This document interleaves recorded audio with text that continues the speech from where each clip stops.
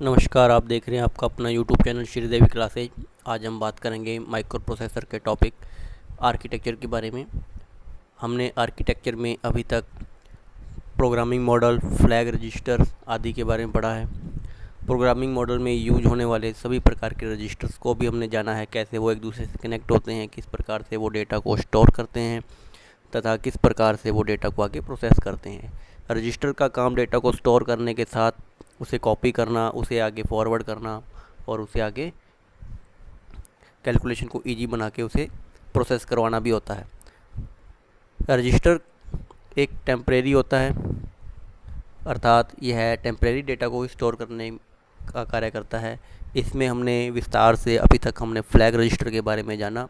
अब हम उसके आगे प्रोग्राम काउंटर के बारे में जानेंगे। प्रोग्राम काउंटर एक 16 बिट का रजिस्टर होता है, जैसे कि यह भी एक रजिस्टर है एक प्रकार का, लेकिन इसमें जो बिट है वो 16 है। 16 बिट से तात्पर्य है हमारे पास यहाँ पर 16 बिट के डेटा को यह अपने अंदर स्टोर करवाने में कामयाब है, और साथ ही साथ यह 16 बिट के डेटा को ही अर्थमेटिक और लॉजिकल कैलकुलेशन के थ्रू आगे प्रोसेस कराने में ये हमारी हेल्प करेगा। यह रजिस्टर 16 बिट तक के डेटा को अलाउ करता है, अर्थात जब भी हम कोई प्रोग्राम लिखते हैं, यदि उसमें हमारा डेटा 16 बिट का है और हमने इधर से प्रोग्राम काउंटर यूज किया है, तो यह 16 बिट के डेटा को अपने अंदर टेम्परेरी स्टोर करवा सकता है और उसे आगे प्रोसेस करवा सकता है। इसके अंदर मेमोरी एड्रेस भी होता है, अर्थात हमने डेटा कहाँ से गेन करना है, कहाँ से लेना है और कहाँ पर डेटा को हमने भेजना है। तो ये इस प्रकार इसके अंदर मेमोरी एड्रेस भी होता है।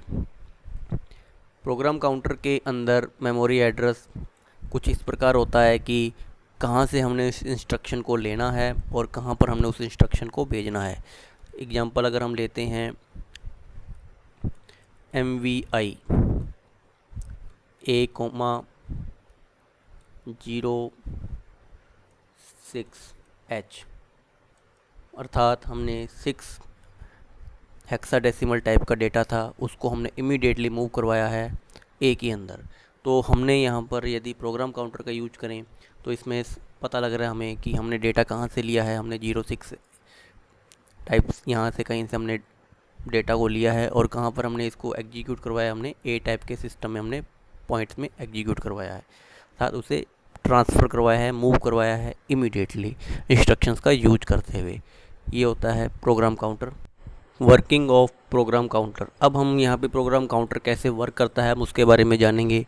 यहाँ पर आपके सामने 8085 माइक्रो प्रोसेसर का एक प्रोग्रामिंग मॉडल दिखाया गया है। इसमें रजिस्टर्स को कुछ इस प्रकार डिवाइड करके बताया गया है, जैसे कि हमने पहले पढ़ा था, फ्लैग्स अलग है और बाकी रजिस्टर्स अलग है।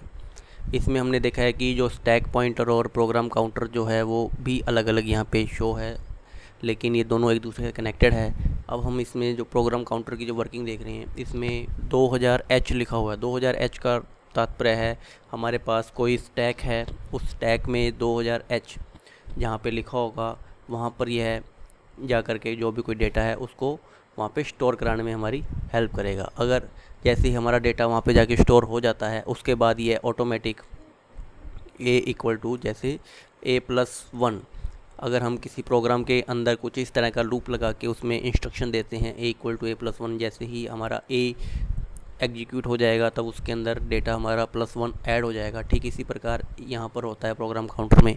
जैसे ही हमने हमारा डेटा या एड्रेस या हमारा जो भी कोई बिट थी वो हमने 2000H के ऊपर स्टोर करवा दी, तो उसके बाद यह ऑटोमेटिक प्रोग्राम की अकॉर्डिंग यह 1+ ऐड होकर के यह 2001 पे पहुंच जाएगा। फिर जब जैसे ही 2001 पे पहुंचेगा तो 2001 पर आने के बाद भी हम यहाँ पर अपना डेटा स्टोर करवाएंगे। फिर 2001 में जैसे डेटा हमारा स्टोर हो जाता है या प्रोसेस होता है, उसके बाद फिर हम पहुँचते हैं 2002 पे। 2001 में भी स्टोर होने के बाद यहाँ पर जो हम देखते हैं कि A+1 कमांड या इंस्ट्रक्शंस एग्जीक्यूट होता है, अर्थात जो भी कोई हमने यहाँ पे प्रोग्राम में ए की जो वैल्यू लिखी थी 2001 के लिए, अब उसमें एक ऐड होकर के वह वैल्यू 2002 पर पहुंच जाएगी और फिर हम 2002 पर जाकर के हम अपने नए डेटा को स्टोर करवाने में प्रोग्राम काउंटर की हेल्प लेंगे। ठीक इसी प्रकार हम प्रोग्राम को स्टोर करवा पाने में कामयाब होते हैं प्रोग्राम काउंटर की हेल्प से स्टैक के अंदर। ये इसकी कुछ वर्किंग है। अब हम बात करते हैं स्टैक पॉइंटर के बारे में। स्टैक पॉइंटर भी एक प्रकार से 16 बिट का ही रजिस्टर होता है। यह मेमोरी पॉइंटर की तरह ही काम करता है। ज़्यादातर इसमें जो फंक्शन होते हैं वो प्रोग्राम काउंटर की तरह होते हैं। जैसे प्रोग्राम काउंटर में हमारे पास कोई एक पर्टिकुलर लोकेशन होती है जहाँ से हम डेटा को लेकर आते हैं, और दूसरी पर्टिकुलर लोकेशन के ऊपर हम जहाँ पे हमारे डेटा को सेंड करते हैं। ठीक इसी प्रकार से स्टैक पॉइंटर में होता है। यह हमेशा मेमोरी को ही पॉइंट करेगा। यह मेमोरी एड्रेस को भी होल्ड किए रखता है अपने स्टैक के अंदर। जब भी यह मेमोरी एड्रेस को होल्ड करता है स्टैक में, तो यह हमेशा उसको टॉप पे रखने की कोशिश करता है, क्योंकि जो भी कोई नया एड्रेस आता है वो हमेशा टॉप पर आता है। जैसे ही वो नया एड्रेस कोई भी टॉप पर आएगा, तो अगर हम कल को उसे रिमूव भी करते हैं तो पहले वो जो लास्ट में जो टॉप पर आया था वही सबसे पहले रिमूव होगा। तो अर्थात इसमें कॉन्सेप्ट लगेगा लास्ट इन फर्स्ट आउट का। स्टैक के अंदर जो भी कोई मेमोरी होती है वो डेटा को स्टोर करने में हेल्प तो करती है, लेकिन वो जो भी डेटा स्टोर करती है वो सारा डेटा टेम्परेरी होता है। जब तक हमारा कंप्लीट प्रोग्राम एग्जीक्यूट ना हो जाए तब तक यह डेटा सारा कंप्लीट टेम्परेरी रहता है। जो भी कोई डेटा स्टोर होता है वो उसको हम केवल रीड कर सकते हैं,